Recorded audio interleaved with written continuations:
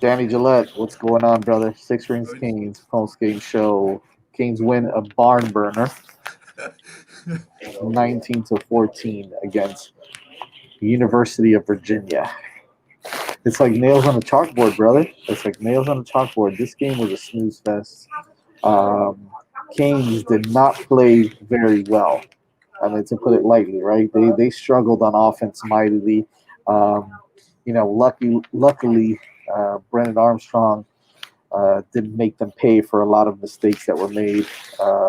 Defense played okay. Didn't play terrible at all. I think they played all right. But listen, man, 185 yards rushing because the quarterback ran for like 900 yards. It felt like, but again, Kings win 19-14. Jock, I think, is going to join us in a little bit now on the post game show. But Danny, what did you see? Talk to me. I saw a team that had trouble defending the quarterback run for Virginia. I think it had to do with the fact that I believe they put in three total quarterbacks at one point just to mix up the looks. But that was a little concerning because as soon as Armstrong bounced to the outside, he kind of had free reign for a first down. Offensively, I didn't see a whole heck of a lot. Harley played well, so that was great to see. But other than that, I kind of saw a very uninspired offense tonight. It didn't seem like it was firing on all cylinders. It was a little stagnant, and it almost looked like the team was tired. I hate to use that as an excuse, but something was off. We're used to seeing this high powered, fast offense, but we just couldn't seem to get anything going. Now, That's the ball, dude. I think part of that's a credit to Virginia, but also I think, Miami was off tonight. They were lucky to win this game, to be honest with you. I mean, they had plenty of, you know, chances to really put the game away, but Virginia kept hanging around. Well, I think the Canes let them hang around, man. I think the offense, like you said, man, that the offense struggled a lot tonight, especially running the ball. Although De'Aaron King was great passing the ball, he made a couple. There was a couple times where, more than a couple of times, where he could have pulled the ball and ran and had wide open field. And I'm just not understanding why he's not doing that more often. Um, he's got the opportunity to do it. Pull the ball, run. You've got an open field. Slide if you don't want to get hit later on. But I'm not sure what's going on with him and his ability to run, to pull that ball on that inside zone and to go. And me and Jock and Boo are sitting here watching this, and you could say hindsight's 2020. Oh yeah, it looked like an open. It looked like an open field because he did hand the ball off. No, I mean legitimately there was open field, especially in the red zone where he could have tucked it, pulled it, and scored a touchdown on multiple occasions. Listen, we were in the red zone a couple times, about three times that we didn't score any touchdowns, or maybe four times now. So it's disappointing to see the offense still struggle a little bit. Wide receivers came to play today, though. It Honestly, Mike Harley had the best game for a wide receiver for the University of Miami since 2014. Final stat line for him was 10 catches, 170 yards, and a touchdown. Played really well. Mark Pope was another one that played well. Will Mallory started off hot. Two catches for 58 yards. I think it was in the first quarter, or maybe in the first half, and then disappeared. And they Yep. stopped throwing it to him. I think they threw one in the corner on a jump ball, on a fade route, but De'Aaron King underthrew the ball. So again, not sure why they're not going to him more. He's a mismatch with everybody on the field, and they just stopped going to Will Mallory. Whether it was the defense kind of keying in on stopping him or not, it was still an issue there. Okay. Mike Harley had a great game, best game of his career. Again, 10 catches, 170 yards. Beautiful, beautiful. It's exactly what we wanted to see from the wide receivers, right? But Right. at the end of the day, we couldn't score points. Yeah. Couldn't score 19 points against this UVA team. Unacceptable for me. Okay, maybe I was a bit over anxious on telling you guys they were going to score 40 points. I think that's obviously this team against half decent defenses just aren't going to score that many points, and that's kind of disappointing and it's concerning because you want a guy like De'Aaron King who threw for 322 yards, I believe it was today. Yeah, Yeah. 21 of 30, 322 yards, but only one touchdown. Okay, and so if you weren't doing it throwing the ball, pull the ball and run. score a couple touchdowns with your legs, and that's what you're here for, is to do that. So I'm not sure what's going on with him there, but for us down the line, for us to continue winning some football games, you're going to have to score more points, and he's going to have to do a better job of reading the defense, pulling the ball, and running. Yeah, it was a weird game because I felt like for King it was sort of an empty stat line, a stat padding game, 322 yards, like you said, but like you also said, he had trouble making decisions. I mean, 322 yards is great. That's awesome. You love to see that type of production, but if it doesn't lead to points, then it's no good. And, I worry that this team could struggle down the line. We're talking about this team is 11th in the country coming into tonight.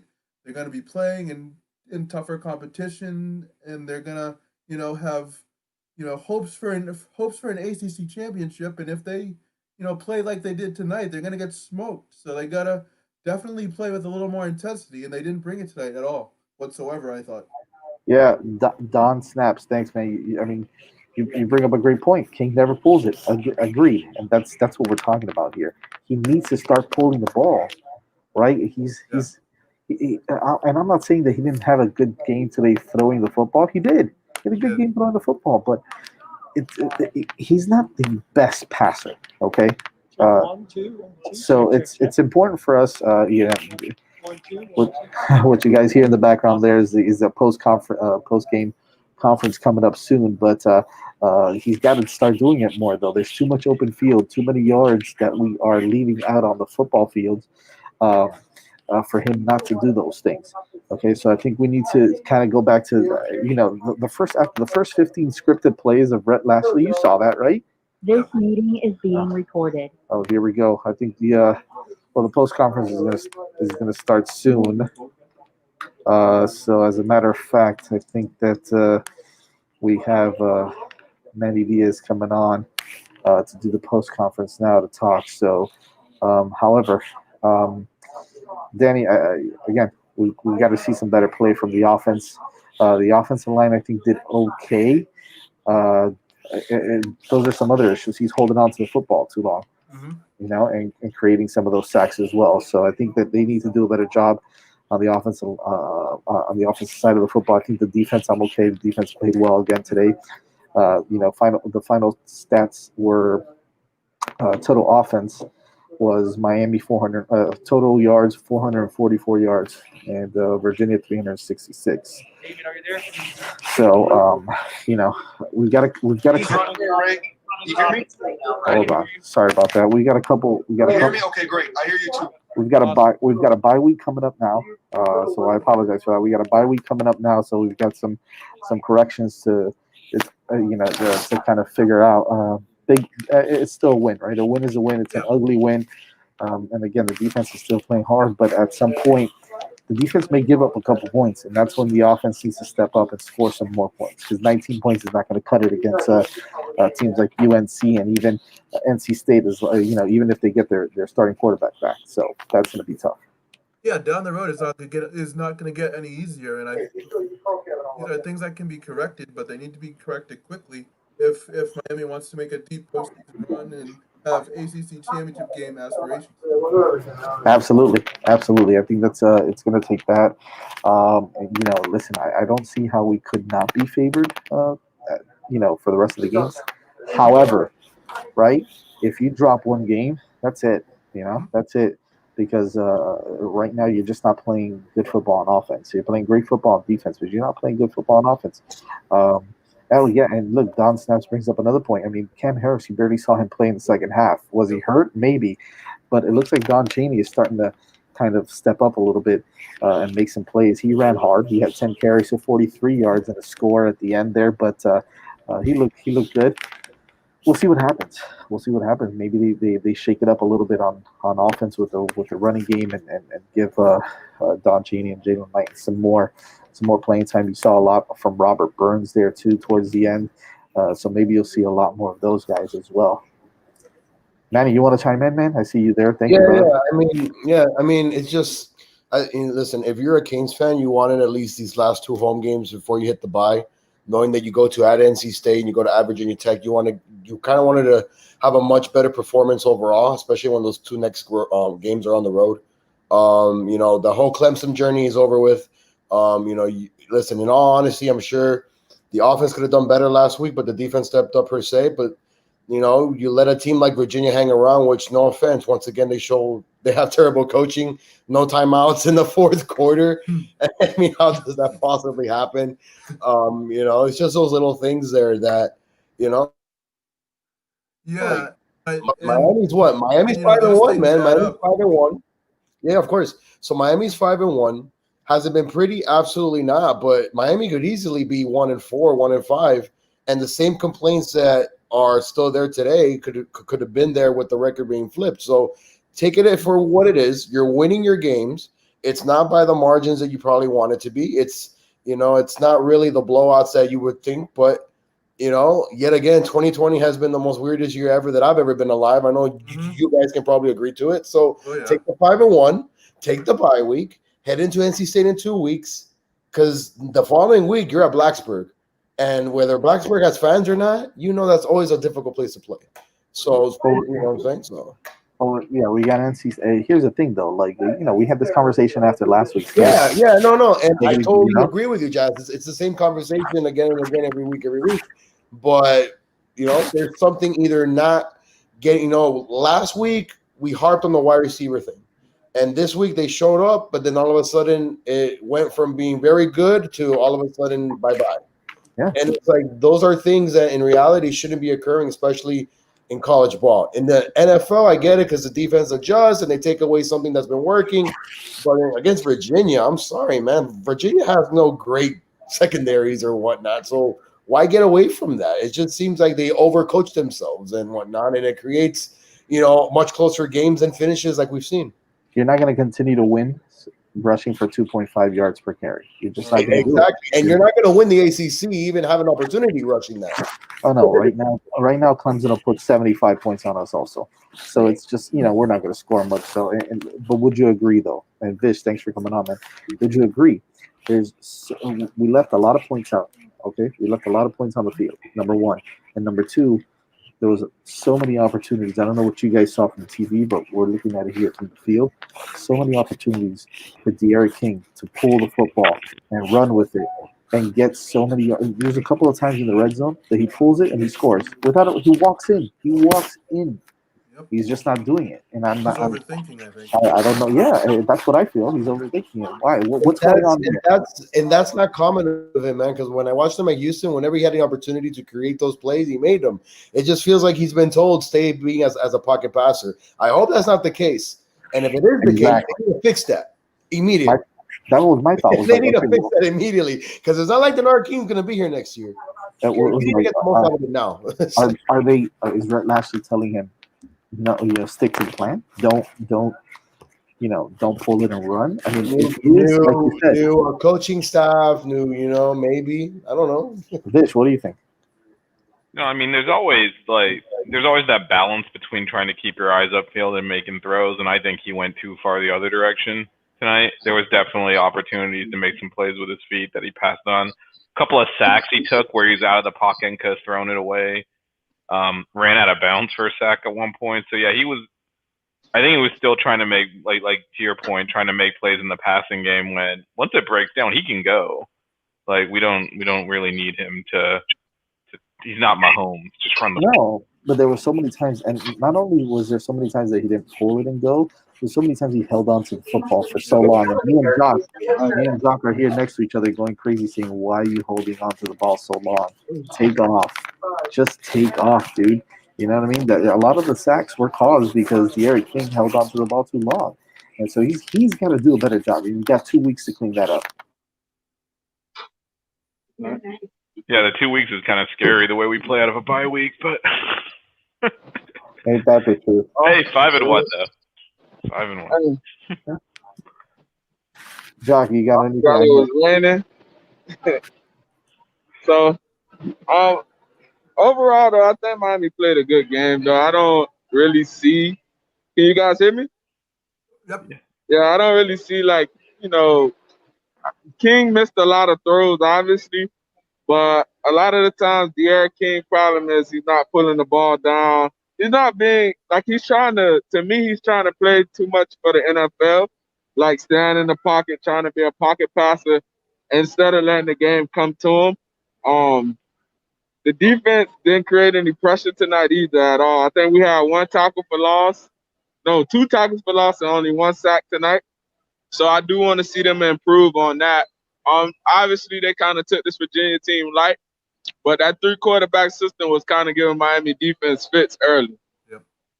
So Yeah, I I agree. do think Miami has to improve on that. But you 5-1 going into a bye week. We got 2 tough games coming up with NC State and then Virginia Tech. So you just have to improve on that. So I mean, overall, you just have to make sure that you stay grounded and, keep a positive outlook because we still are 5-1. It's not like, they're 1-5. They're 5-1. So let's keep a positive outlook, but it's always improvement to be made. Yeah, but I also think after the Pitt game. I gotta go, guys. All right, Jasmine, take care. Take care, Jess. I think after the Pitt game, I don't know why everyone thought we were going to show up and like blow anyone out. Like we're probably the 3rd or 4th best team in the ACC, and that means that when you play teams in the middle, it's going to be competitive. But we could have punched them in for touch. Go ahead. I put Miami in the same tier as UNC and Notre Dame. I think they all on the same level. I don't really see those teams are all on the same level to me. I think they both are deficient in certain areas. So you just have to be. But like I said, we still are 5-1. So you have to take the good with the bad. It was a gritty win tonight. Didn't play our best game, but we did get production out of the receiver group that we've been hoping to get for the longest. Mike Harley had a career high in catches and in receiving yards. It's the most receiving yards by Hurricanes receiver since 2014. I think that was Philip Dorsett with 201 yards against Arkansas State. So we just got to take the good with the bad. But overall, Fish, you can clap your hands about, the good production from the receivers, hitting the plays downfield. So I know that was good. The receivers were definitely good. It wasn't Harley was obviously jumped out, but Pope made some plays. Wiggins made that catch on the sideline. Like there were some. They were finally at. I mean, we've been just trying them to like get them to just catch the ball when it hits them in the chest, but they were actually an asset today. They were making tough catches. Like I don't know where that came from, but this was a totally different receiving performance than we've been seeing. Yeah, overall, I think the offense moved the ball, just couldn't score. Didn't take advantage. It's still concerning though that those guys aren't getting any separations at the top of their route. So it's too many contested catches. But you like to see them make those catches. But overall, the offense played okay. The running game was dismal again. At the half, we was only averaging 2.something yards per 2.6 yards per carry. Chaney picked it up. I think he had a strong second half with 8 carries for 33 yards and a touchdown. So I don't know if Harris was hurt, but we seen Burns. He was terrible. Harris was not hitting it at all today. I don't know what was, like you said, if he was hurt or what was going on, but after he lost 5 yards on that one run, they just pulled him out the game. We didn't see him again. And that run, he barely even there was no effort. He didn't even try to get up the field.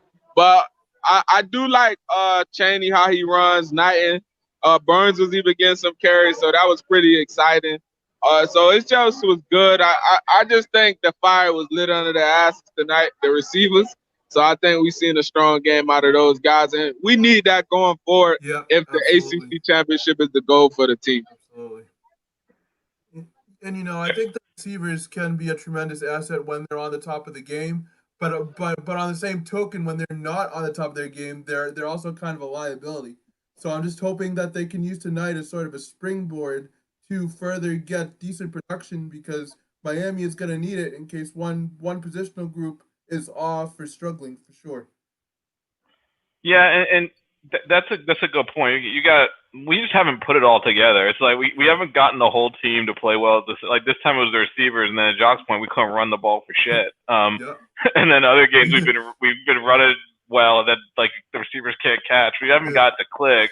If we get to click, we can play. There is a better performance in this team. The individual parts are still playing better than the team. Yeah. But the second half of the schedule is tougher than the first half. Like in addition to the games John mentioned, Wake. You got games at Virginia Tech. Yeah, and Wake beat Virginia Tech today. You still got UNC, NC State. Like those teams aren't great, but they're better than they're better than the teams they're better than like Louisville and Florida State and those pushovers we played at the beginning of the year. So we gotta get it put together. The only game that's quote unquote easy we got left is Georgia Tech, and we all know we lost one last year, but they're pretty bad. But those other 4 games, like if you play crappy, you can lose those. So we got this bye week is critical to not do what we've been doing in bye week. Well, Miami definitely has to generate more pressure than they did tonight. Like I said, that was they was not getting home, partly because Virginia's offensive line was, protecting them well, and the quarterback was getting out of the pocket. But they have to do a better job, on passing downs and obvious pass situations, because all year we've depended on the defensive line, and tonight was kind of like a letdown defensively, like to not see them get after the quarterback. Not even create no turnovers. I mean, the last play of the game, I wouldn't really count that as a turnover. So it was just, but it was a gritty win, and I like Miami, how they came out. And like I was saying earlier, with King has to get more involved as a runner, because when I was watching from the press, the press box, you seen plays that if he pulls the ball, like he'll hit his head on the goalpost. So you just want to see him get more involved in the running game, because, I mean, yes, he's a great passer, but at the same time, he's not, he'll be a better runner at this point right now. Yeah, and you made the point earlier, he might be trying to show that he's, show off some NFL stuff, but like you just got to, we're pretty much a 1 or 2 read offense at this point, and then just tuck and run. And to your point, if the receivers aren't getting separation anyway, like keeping the play alive is not going to do anything. Yeah. And he's so dynamic running the ball. He can generate, chunk plays out of his scrambles. So he just needs to go. Yes. There was definitely some times he created the sack himself. I Yeah. mean, the offensive line's bad enough without him helping the defense get sacks. It was so funny.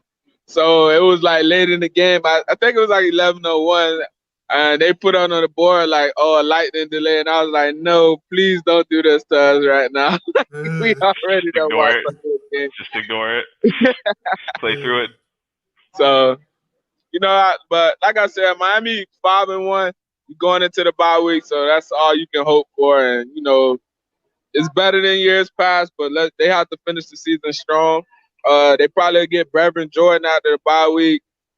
We'll get Amari Carter back for a whole game, hopefully, if he keeps his mind. No way he's finishing the game, man. He'd be there on the first half. First play of the game, it was like, come on, man. You got to be kidding me.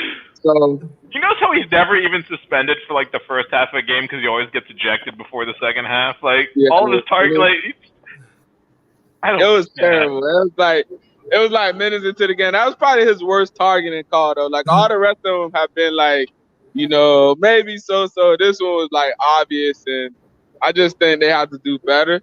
I think you can't start anymore. You can't do that. You can't have the starting safety ejected in the first half every game. Like Garvin Hall actually played a pretty good game, though. I was a little nervous, and they put the Harrell kid in because he didn't look very sure of himself. But after he settled in, and Garvin Hall came, he played an excellent game. So I was pretty satisfied with the defensive back play tonight, except on that touchdown pass because DJ Ivy fell asleep. And that was the second time, because you remember Armstrong threw a touchdown pass before that, but it got called back for illegal. That was some of the worst defending I've ever seen. We got so lucky that they lined up incorrectly, because that was like 3rd and goal from like the 25, and he's looking in the backfield from the goal line, just let the receiver. Yeah, and I know what he's doing out there. Yeah, it was like, and it's like an old cliche, like at defensive back, and in football, you hear your coaches say, whenever you're looking at a DB see the ball thrown, he's gonna see the ball caught. Like you're looking at the quarterback, he's not throwing you the football, so he's throwing it to the receiver. It was 3rd and goal for like the 25, man. Like of all the times to not get caught peeking in the backfield. All right, guys. He's not gonna run it in from there. Why are you even messing with that? Like so guys, so after being 5-1 heading into the bye. I wanted to ask Jock and you, Vinish, and then we'll all also go to Danny. So, what would you grade the team so far, being at 5-1? Well, for me, they're at like a B plus right now, obviously with the 5 wins, but the teams they've beaten have been terrible. So we cannot, judge the game at that juncture. Because I think the other teams they've been in the ACC right now are like a combined 6 or 16, if I want to say, because I think Florida State only has 1 win. No, 2 wins. Louisville has 2 wins after today. 2 wins because they beat Florida State. Virginia has 1 win, and UAB is okay. But I think, they beaten who they played, but the second half of the season is gonna let us know where we at and where we're gonna be heading towards at the end of the season. Yeah, because if you know what I'm saying, you could ask a lot of Canes fans overall if they were told that after Virginia they'd be 5-1 and the only loss is a Clemson, you'd think that you'd feel pretty well. But the mood right now is not that. The mood is, my goodness, you need improvement here. It seems like we're doing the same thing over and over again on our pregame and postgame shows, which is always harping on little things that you think you'd fix finally, but obviously one thing I will give them credit for tonight, they played a pretty clean game as far as penalties again. So I got to get them. So that means that in 2 weeks they'll have penalties galore in up in North Carolina. Good job, Chuck. Yeah, hey, but I'm about to hop off, guys, because I'm about to walk to my car. Y'all can follow me at King Jock 24. Safe trip. Be safe. I heard the weather's pretty bad. All right, brother. All right, guys. Yeah. Right there. So answering your question, man, I would say about a B. I mean, the record couldn't possibly be better because there's no way you're beating Clemson. But the performances haven't been great across the board, and some of those teams, Florida State and Louisville are pretty terrible. So those were 2 wins that, as they were happening, I think the reason, to answer your question about like why it doesn't feel as good, is when those wins are happening. I mean, we knew Florida State wasn't that good, but they're still a rival. I think we thought we were better than we were. And now these last 2 games are wins, but we're like, well, we shouldn't be in these close games with Virginia and Pitt, and kind of maybe we should be. We're not that much better at those teams. Like, I think it's kind of being a reality of where we are right now. And we just got to keep improving. If we get better every week, then by the end of the year, we will actually be significantly better than these teams. But right now, we're not. And I think when we blew out Louisville on the road, and they were ranked at the time, and then blew out Florida State, and it's like, oh man, we're really legitimate. And then, the last 3 weeks have been unwinding that a little bit to figure out where we are as a team. But it's not been terrible. I think it just feels more terrible than we think. Yeah. DJ, so I have a feeling you're probably gonna tell me B-. Am I right? Because we have a B+, we have a B, and you got?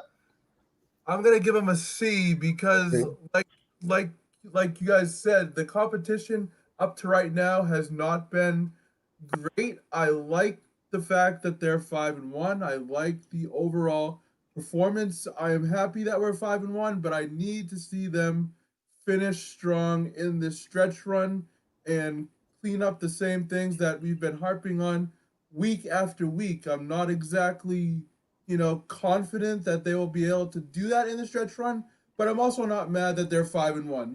They are 5-1. They are playing decent football, and I just need to see them continue that and finish strong if they want to get a good postseason bowl and good postseason play. Yeah. All right, guys. So let's go through real quickly some ACC scores. As you mentioned, Manish, Florida State just got demolished by the Louisville Cardinals, 48-16. Louisville scored 21 points in the first quarter, and it looked like they were just cruising from then on with a 48-16 victory. Syracuse once again getting blown out. I mean, I called them they hung in there for a while. Yeah, they hung in there for a while. I had called them the Orange Man last week, and you were like, "What are you doing?" So I didn't even go there this week. They lose to number 1 Clemson, 47-21.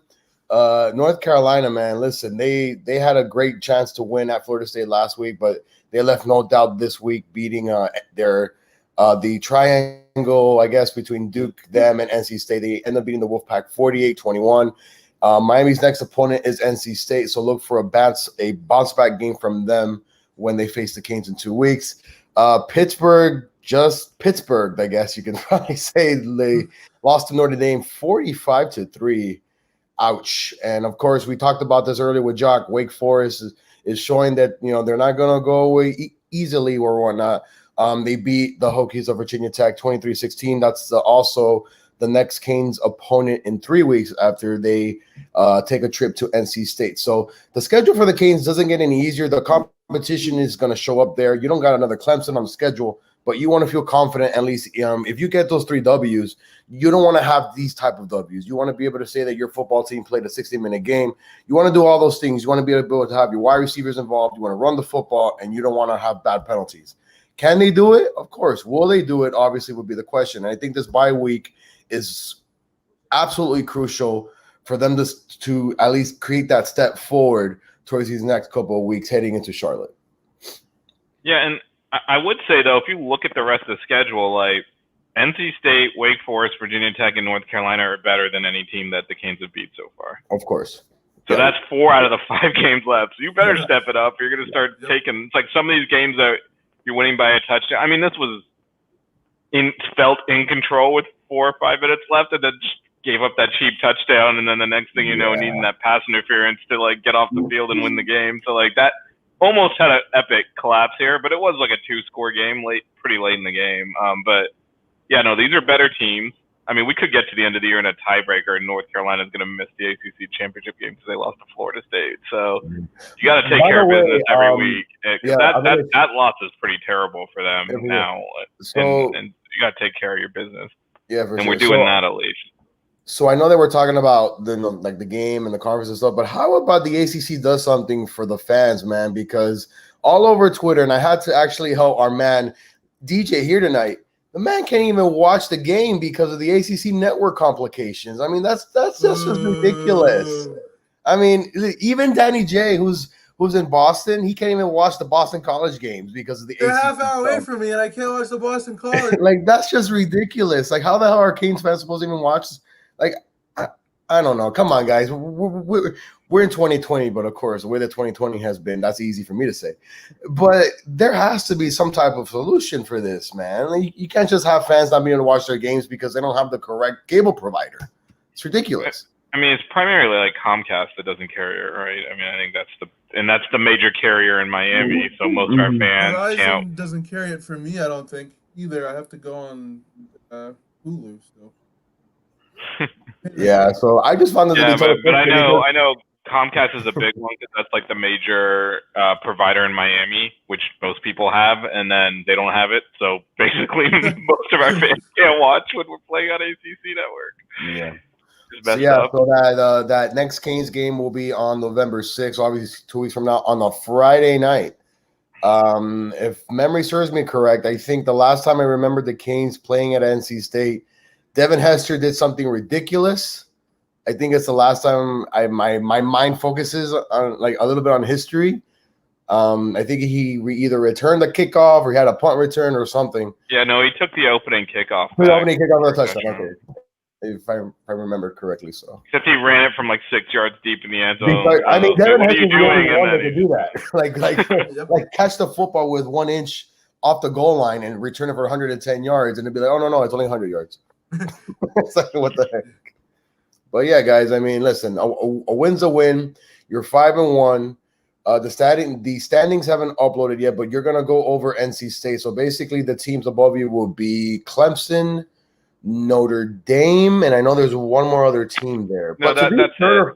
No, that's it. That's it. I mean, North Carolina went and lost to Florida State. So. Yeah, but Notre Dame and Clemson in your third. Yeah, and then Clemson and Notre Dame are playing in a couple of weeks, so it's all there to win. But I think the concern is if we keep playing like this, we're not winning all those games. Those teams are better than what we're playing now. And UVA, of course, they had their quarterback back, which makes a big difference because they've been playing. But UVA imagine that. Coaching, Manish. Well, no, they're not good or anything. But imagine that team. Imagine that team we just played without number 5, like. They're running the same offense without the guy who can throw a pass because that's what they've been playing most of the year. So we got a different Correct. version of UVA than the team that was losing all those other games, but still, they're not that good. Like that, they're not like you got to play better than that if you're going to beat these better teams down the road. But there's a bye week to prepare. But this is all set up. So here are the final stats overall. Denard King went 21 out of 30 for 322 yards. I was expecting more, especially after the first drive. But, you know, as they say, things happen. I mean, listen, you know, I guess it's not that it's unexplainable, but you'd want more production of that. Harley actually showed up with 10 catches, 170 yards and a touchdown. I can't remember the last time where the Canes wide receiver went from that type of yak. I think the last guy I remember that was doing that on a consistent basis was Andre Johnson. That's a long ass time ago. Yep. And Cheney, man, he ran hard in the third, fourth quarter. He had 10 carries for 43 yards. Obviously, you'd want to see that in the beginning of the game, and you'd Well, want he to didn't get in until the second half, but once he got in, that's when the running game started happening. That's what I'm saying. Like, why not start inserting him into another?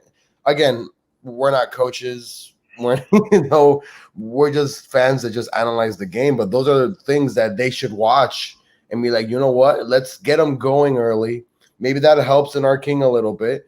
And if you're stopping King from being the dual type of threat, that's just ridiculous. I mean, you got to be able to move the ball no matter how you can do it. And if you're prohibiting him because of the way the offense is flowing and the wide receivers are not doing much, so you want him to just focus on being a pocket passer in order to get that position up and going, I'm sorry, man. Like, that's not going to win you much. And if it does win you much, it's not going to make you feel any confident because you're not playing your game. And this is his last season to showcase, like you mentioned, the NFL per se. But right now, to me, he's not even like a top 5 quarterback overall. No, he's not. But the coaches have to get on top of that if he's doing. I don't know if it's the coaches trying to coach him into doing that or if he's just deciding to do it. But he's turning one of his positives into a negative. Because those plays, not only is he not running, like he's taking sacks and he's making negative plays out of some of these. Yeah. So like this is something that should be a threat. Him scrambling is turning into like a sack. That you can't have that. So I don't know where that came from because in previous weeks he was running it more, but they got to fix that. You can't have it. He's not Mahomes. He's not gonna buy time for 10 seconds then throw it back across his body 50 yards for a touchdown. Like he's not. Yeah. So the last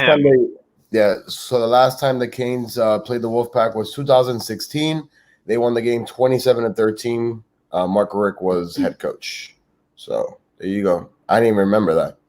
2016. I don't either, to be honest with you. Yep, 2016.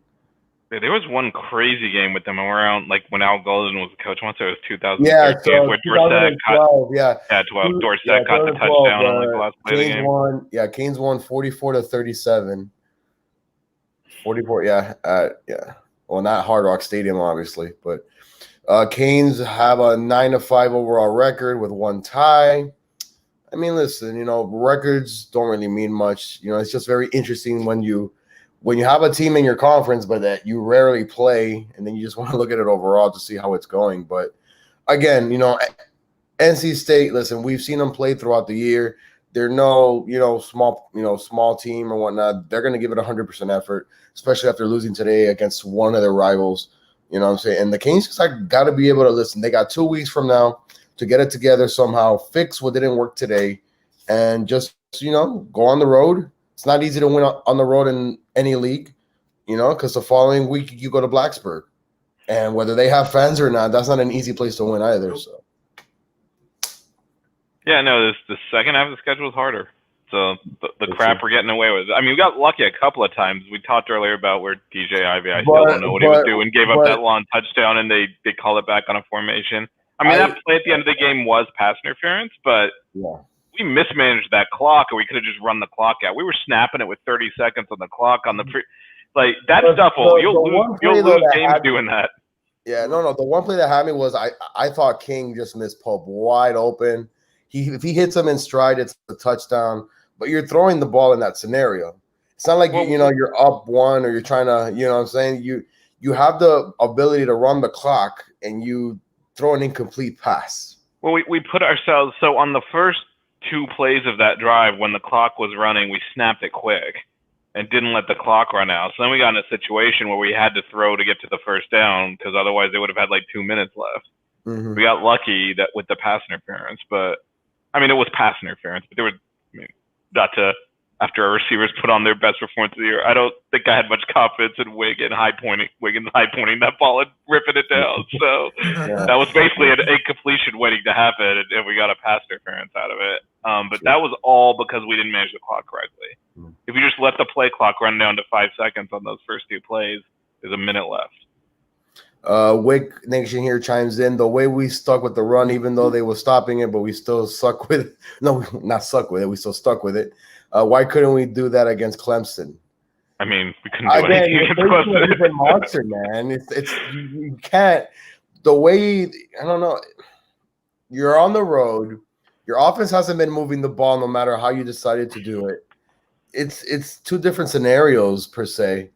It's also, I mean, I think I think he's right from the standpoint of we could have stuck with it more. I think they got the ball first and scored a touchdown, and now you're chasing the game already. And as much as you didn't need to chase the game because on your first possession on offense, if you converted those easy third down, you would have kept it going. Who knows what would have happened? But then you put yourself in the foot right away. It's like, yeah, I just think mentally, even though there's still like 58 minutes left or whatever there was, and there's plenty of time left, it's just hard to stick with the run when you're losing. And right from the first Clemson drive, we're chasing that game.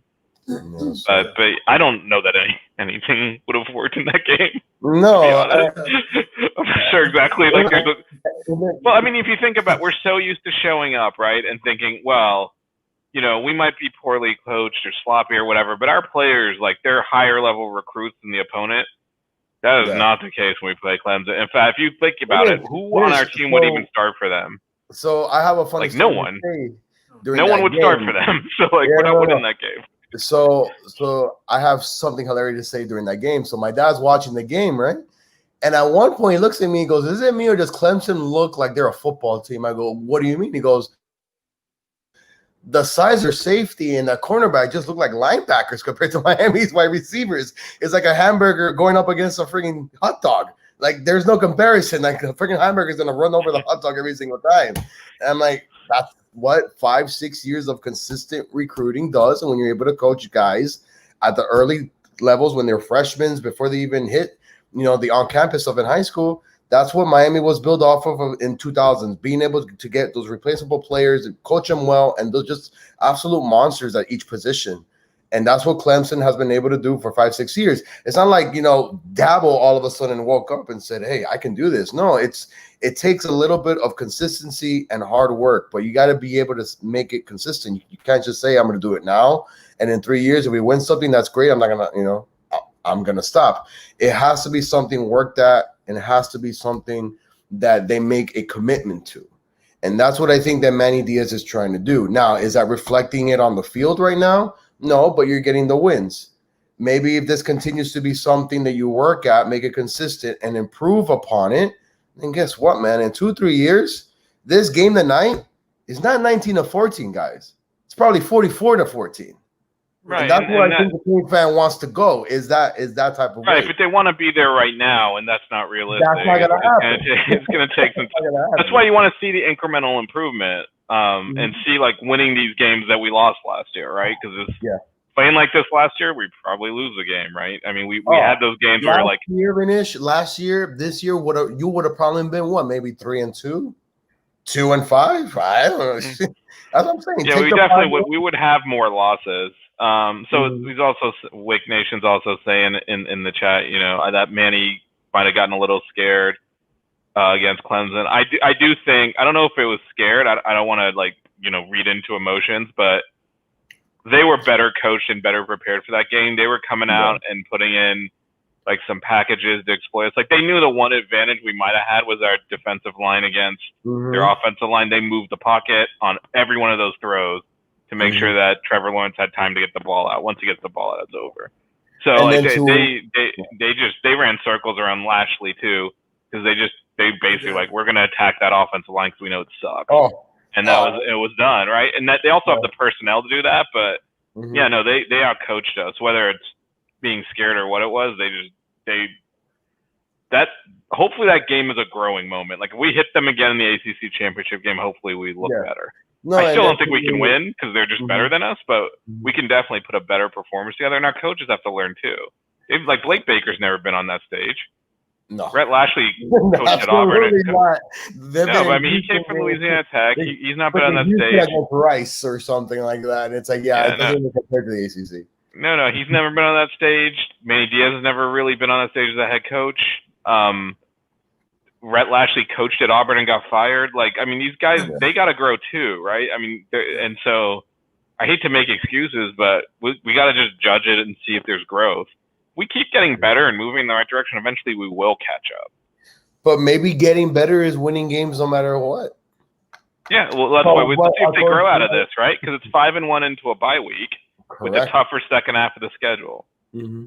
So I mean, I hate to say let's wait and see when we've played 6 games already, but we're going to learn a lot more in the last 5 games probably than we did in the first 6. Yeah.